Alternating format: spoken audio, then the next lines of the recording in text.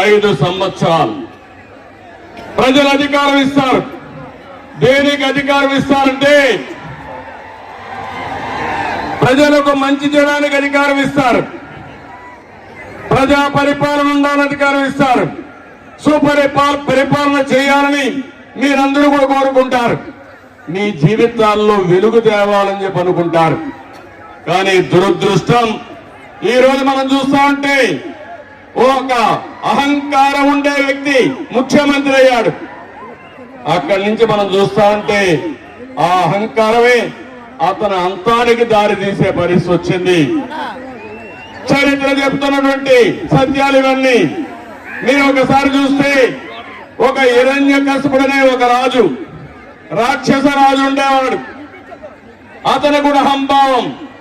రాష్ట్రంలో ఉండే ప్రతి ఒక్కరు కూడా, ఆ దేశంలో ఉండే ప్రజలందరూ ఆయన్నే పూజించాలి.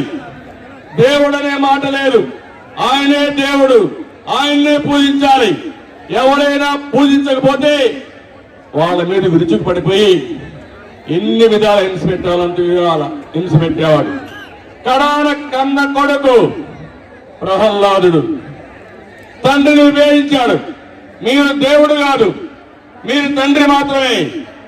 దేవుడనే వ్యక్తి ఉన్నాడు, విష్ణు ఉన్నాడంటే వెంటాడి కొడుకుని హత్య చేయబోయే చంపబోయే పరిస్థితి వస్తే అప్పుడు ప్రార్థిస్తే మహావిష్ణువు స్తంభంలో నుంచి వచ్చి హిరణ్యకశిపుడిని చంపిన విషయం ఒక్కసారి మీరు గుర్తించుకోవాల్సిందిగా నేను కోరుతున్నా.